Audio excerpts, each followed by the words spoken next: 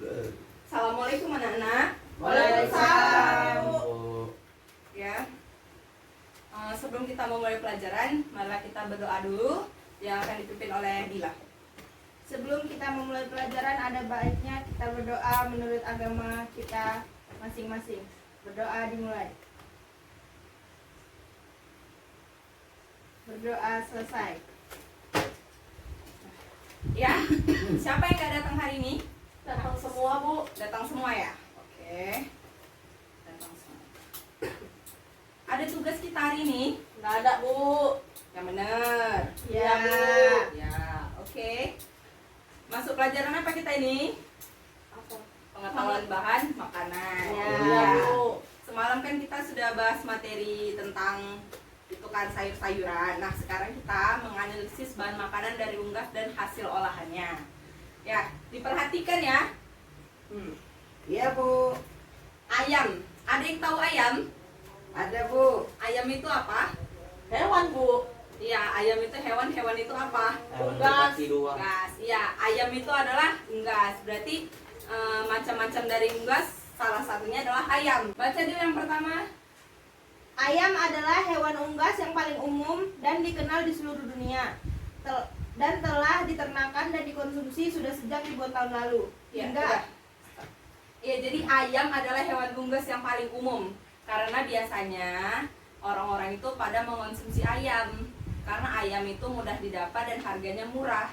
Jadi, unggas yang paling sering dimasak atau diolah oleh orang itu adalah ayam. Selanjutnya, Hingga abad ke-19, ayam masih hanya dipelihara di rumah tangga dengan tujuan untuk diambil daging dan telurnya saja untuk dikonsumsi rumah tangga atau kebutuhan lain dalam skala kecil. ya, udah. Ya, jadi ayam itu bukan sekedar dagingnya saja yang dimanfaatkan, tetapi juga telurnya. Jadi ada peternak yang dia hanya memproduksi daging ayam, dan ada juga peternak yang memproduksi telur ayam, dan ada pula yang memproduksi keduanya. Jadi ayam itu multifungsi, semuanya bisa dipakai, telurnya, ayamnya. Nah, seperti itu. Lanjutkan. Ya. Sehubung dengan makin membaiknya gizi dan makin banyak orang-orang yang bekerja di luar rumah dalam waktu yang lama dan perlu makan, lalu muncullah warung-warung, restoran atau kafe yang menjual makanan.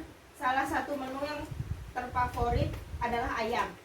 Sehingga semakin meningkat permintaan pasar, dan pada akhir dari abad ke-19 dan awal abad ke-20, peternakan ayam rumahan menjadi cikal bakal peternakan ayam untuk tujuan bisnis.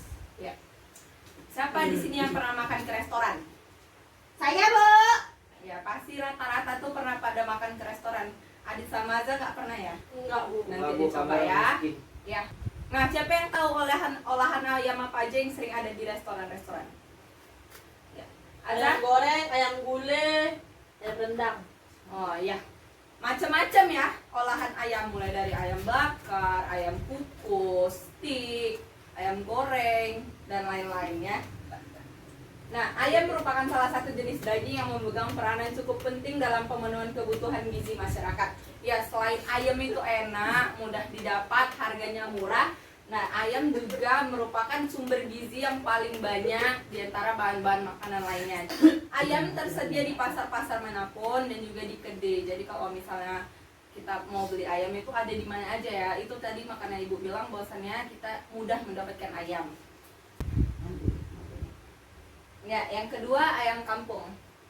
Nah, ayam kampung itu biasanya disukai oleh masyarakat karena lemaknya kurang, tetapi harganya relatif lebih tinggi dibandingkan dengan ayam potong. Nah, kalau misalnya ayam potong 1 kilonya 25.000, kalau misalnya ayam kampung itu 1 kilonya bisa 50.000 rupiah.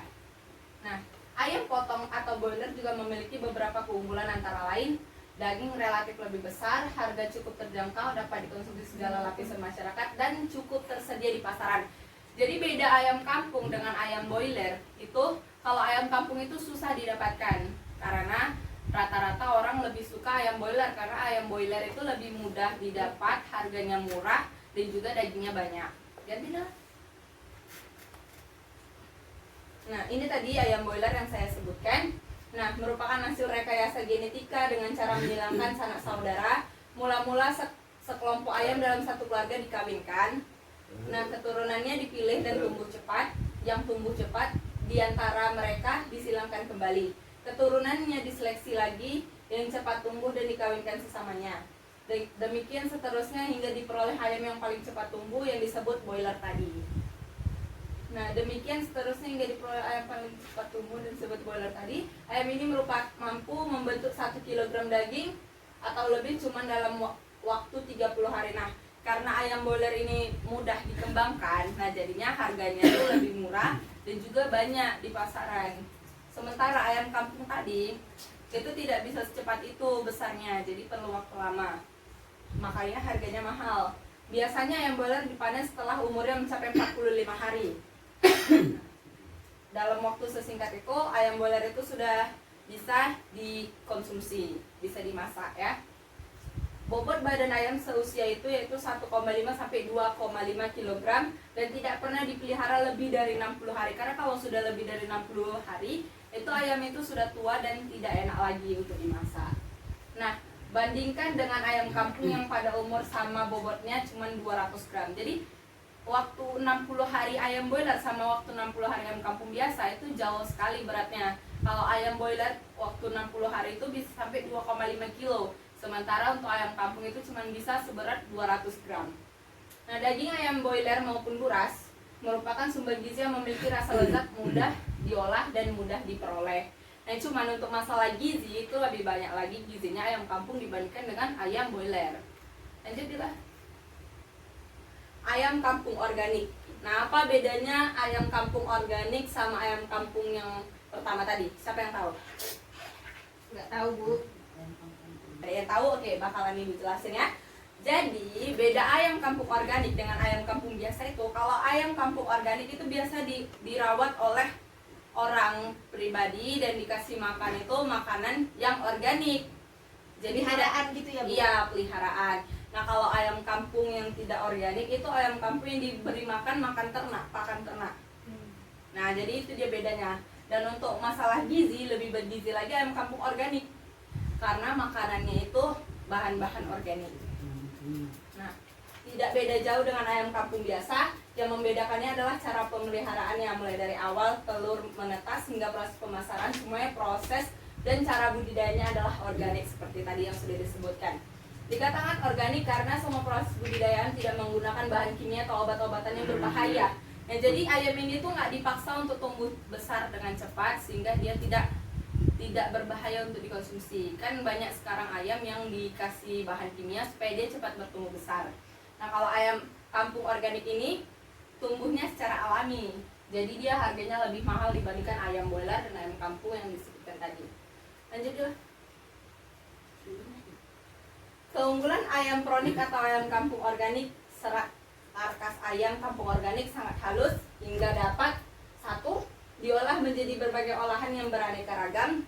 Kadar protein sangat tinggi hingga 70% lebih tinggi dari ayam. Nah, kebanyakan kalau misalnya di restoran-restoran mahal, itu mereka nggak menggunakan ayam broiler. Mereka lebih menggunakan ayam kampung karena ayam kampung lebih banyak gizinya walaupun sedikit menghasilkan daging. Kadar lemak rendah hingga 9%. Makanya kalau misalnya orang yang mau diet itu tidak dianjurkan untuk mengkonsumsi ayam broiler karena ayam broiler banyak lemaknya, beda dengan ayam kampung. Ciri-ciri ayam kampung organik. Yang pertama, karkas lebih berwarna kemerah-merahan dan tidak putih. Jadi dia warna merah-merahan begitu ayamnya. Kalau itu ayam kampung organik. Kalau ayam broiler dia cenderung putih, ada kemerah-merahannya sedikit tapi dia cenderung warna putih. Yang kedua, serat lebih kencang dan tidak lembek. Dan 3, lendir karkas hampir tidak ada. Beda ya sama ayam broiler. Kalau ayam kampung itu dia sedikit lendir-lendirnya di bagian bawah kulit itu sedikit lendir-lendirnya, beda dengan ayam broiler yang banyak lendir-lendirnya atau disebut lemak. Ini adalah syarat daging ayam yang baik ya. Kalau misalnya kalian mau beli ayam, ini diperhatikan. Nah, ciri fisik ternak itik adalah 1, bentuk tubuhnya langsing dengan langkah tegap. Lalu yang kedua, tinggi tubuh berkisar antara 45 sampai 50 cm. Ini digambarkan seperti bentuk anggur. Itik ini bertubuh kecil dan kurus. Berat tubuh rata-rata 1,2 sampai 1,4 kg per ekor untuk itik berumur 2 tahun. Manfaat ayam. Adit tolong baca. Menurut Motni 1976, daging ayam merupakan sumber protein yang berkualitas tinggi dan mengandung vitamin B kompleks, asam lemak yang baik, dan asam amino esensial, serta merupakan sumber mineral yang lengkap. Selain itu, serat-serat dagingnya empuk, mudah dikunyah dan dicerna, serta mempunyai potensi rasa yang khas yang secara umum disukai. Ya, jadi ayam itu merupakan sumber protein yang berkualitas tinggi dan mengandung vitamin B kompleks. Manfaat ayam bagi kesehatan sangat tinggi karena selain berserat, mengandung asam amino esensial yang lengkap, dan dalam perbandingan jumlah yang baik juga merupakan bahan makanan yang mengandung protein tinggi serta vitamin dan mineral. Nah, yang kedua adalah vitamin D. Fungsinya membantu penyerapan kalsium dan menguatkan tulang. Lalu vitamin A fungsinya membantu menjaga penglihatan mata. Lalu yang keempat, zat besi fungsinya sangat membantu untuk membentuk hemoglobin, aktivitas otot, mencegah anemia. Komposisi kandungan zat gizi pada daging ayam. Jadi, dalam 100 gram ayam mengandung air 65 gram, energi 215 kilokalori, protein 18 gram, lemak 15 gram, lemak jenuh 4 gram, kolesterol 75 gram, kalsium 11 mg, besi 0,9 mg, magnesium 20 mg, fosfor 147 mg, kalium 189 mg, natrium 70 mg, dan seng 1,3 mg. Nah, ini adalah komponen-komponen ayam. Nah, ada wing tip, mid joint wing, drum meat, sneak, 4 quarter, 3 joint wing, breast, skin on bone in, whole leg quarter, tail, feet, gizzard, dan lain-lain. Ini komponen karkas terdiri atas otot, lemak, tulang, dan kulit. Aja baca. Yang pertama, otot. Fungsi otot yang utama bagi tubuh unggas adalah untuk menggerakkan tubuh, menutupi tulang, dan membentuk tubuh. Komponen karkas yang paling mahal adalah otot. Bagian terbesar otot terdapat pada bagian dada, sehingga besarnya dada dijadikan ukuran untuk membandingkan kualitas daging dan boiler. Pada boiler. Nah, ya, jadi untuk bagian otot itu pada umumnya itu di bagian dada ya. Yang kedua adalah lemak. Lemak memiliki 3 tipe, yaitu lemak bawah kulit, lemak perut bagian bawah, dan lemak dalam otot. Persentasi lemak abdominal pada ayam betina lebih tinggi daripada ayam jantan, dan bobotnya semakin bertambah dengan meningkatnya umur. Nah, kalau misalnya ayam boiler itu lebih banyak dagingnya lagi ayam betina dibandingkan dengan ayam jantan. Lalu yang ketiga, tulang. Sistem pertulangan pada unggas berbeda dengan pertulangan mamalia. Tulang unggas ringan tapi kuat dan kompak karena mengandung garam kalsium yang sangat padat. Yang keempat adalah kulit. Kulit unggas berfungsi melindungi permukaan tubuh. Kulit mempunyai kelenjar minyak atau oil gland yang terdapat pada pangkal ekor. Ciri-ciri karkas ayam yang baik. Nah, jadi ini diperhatikan ya. Nanti kalau misalnya kalian sudah praktek ayam, nah kalian harus mengetahui bagaimana sih ciri-ciri ayam itu yang baik. Nah, yang pertama, karkas masih utuh dan bersih dari kotoran. Nah, siapa yang pernah beli ayam tapi lihat ayamnya itu masih banyak kotorannya? Saya nggak pernah beli ayam, Bu. Ya. Jadi kalau misalnya ayamnya itu banyak kotorannya, itu patut dicurigain. Itu bisa jadi ayam yang sudah semalam atau ayam yang sudah tidak layak dikonsumsi lagi. Kalau ayam yang bagus itu dia serat-serat ayamnya itu nampak ya. Kalau dia sudah tidak ada seratnya lagi dan lembek, itu berarti ayamnya sudah tidak bagus. Kalau ayam masih bagus itu dia ditekan, dia kembali lagi dagingnya tidak membentuk jejak. Jadi kalau misalnya ayam itu membentuk jejak, berarti ayam tersebut sudah tidak layak lagi untuk dikonsumsi. Nah, penanganan daging ayam. Untuk mendapatkan hasil olahan masakan yang bermutu, dimulai dari awal pemilihan daging ayam yang segar dan tidak busuk atau rusak. Jadi cara pemilihan ayam itu sangat berpengaruh ya terhadap masakan yang akan dimasak. Lalu cuci daging ayam dengan bersih dengan air bersih yang mengalir. Lalu daging segera diolah atau dimasak. Langkah-langkah mengolah unggas atau ayam. Yang satu, kebersihan diri atau personal hygiene. Lalu yang kedua, menggunakan pakaian lengkap, celemek, tutup kepala, dan sarung tangan. Kenapa kita harus pakai celemek, penutup kepala, dan sarung tangan? Siapa yang tahu? Bu, Ya, kenapa? agar selamat dalam bekerja. Enggak ya. Jadi kita harus pakai celemek, tutup kepala dan sarung tangan, karena kalau misalnya kita pakai celemek, apabila kita memotong ayam atau mengolah ayam, maka cipratan dari masakan tersebut tuh tidak mengenai baju kita. Kalau misalnya kalian di lab itu kan kalian harus pakai baju lab, jadi harus benar-benar terjaga baju labnya itu jangan sampai kotor. Karena kalau misalnya seorang koki itu masak dan dia bercelemokan di bajunya, maka dia itu dikatakan koki yang tidak profesional. Lalu yang ketiga, hindari kontak langsung badan dengan daging ayam. Jadi jangan sampai ayam itu kena siku kalian, nempel ke muka kalian atau kemanapun itu. Lalu yang keempat, jangan bersin ke arah daging.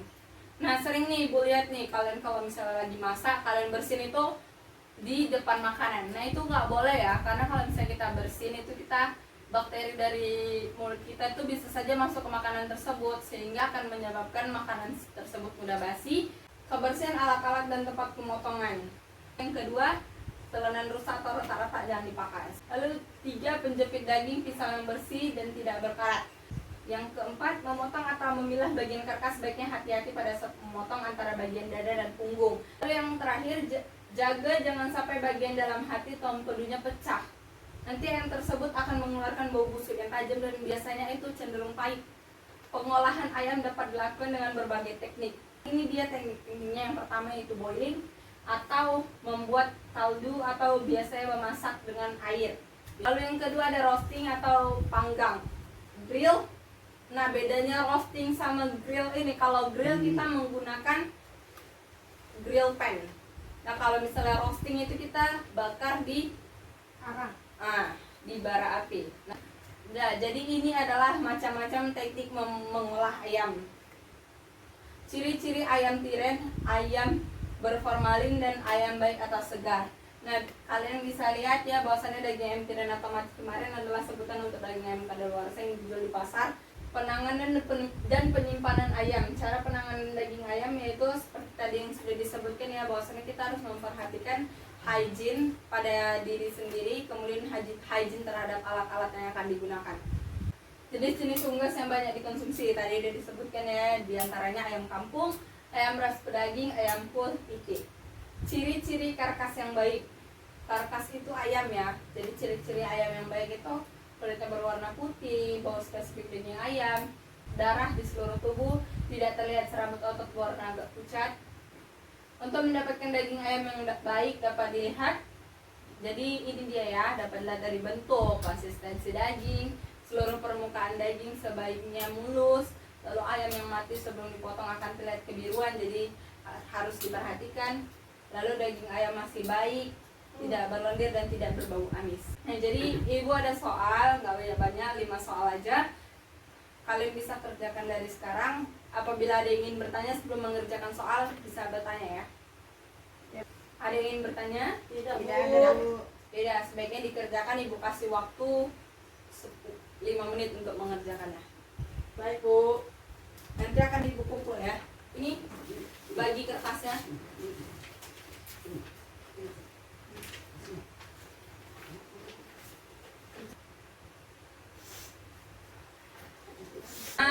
Sama kelasnya jangan lupa dituliskan ya. Udah siap, Bu. Udah siap? Bu. Siapa lagi yang udah selesai? Bu. Terus ya Bu. Udah? Dah.